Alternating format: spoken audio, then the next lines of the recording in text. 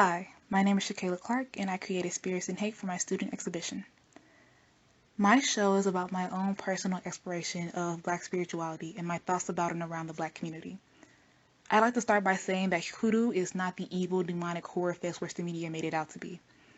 Hoodoo, also known as root work, is a combination of West African and Native American religious and spiritual beliefs. It was a means of retaining our cultural roots in a hostile environment while also adapting to them. And we kept adapting, growing, and innovating. And while we changed, it didn't seem that the rest of the world changed with us.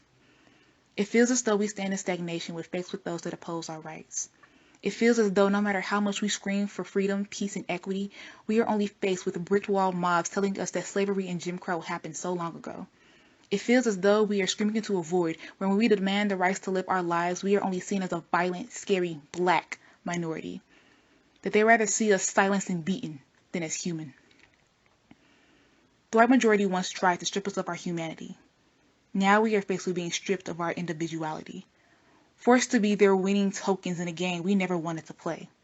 They pit us against one another, make us doubt each other, try to make it easier to justify the killing of another, and then they play dumb. They put it on us, as though it was something innate, instinctual, animalistic.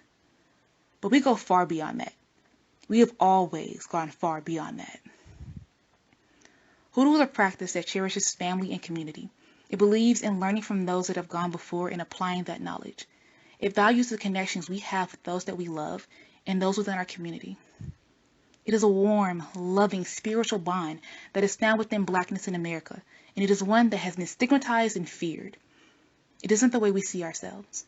It isn't the way that we think of ourselves, as warm, loving, and spiritual. And it's time that we do. Because that warmth, the warmth that radiates from our glowing sun-bathed skin, as loving, as we love from afar, because the tears we shed for a murdered man or woman or a battered child that we've never met before is caused by a broken heart. As spiritual, as we feel the holiness within our place of worship, as we breathe that connection of higher power, we live in the glimmering glow of the Almighty above, and we can perceive that in those that worship with us. A haint is a ghost or a witch. You'd often hear this term down in the South. It's the reason I use this in my show title.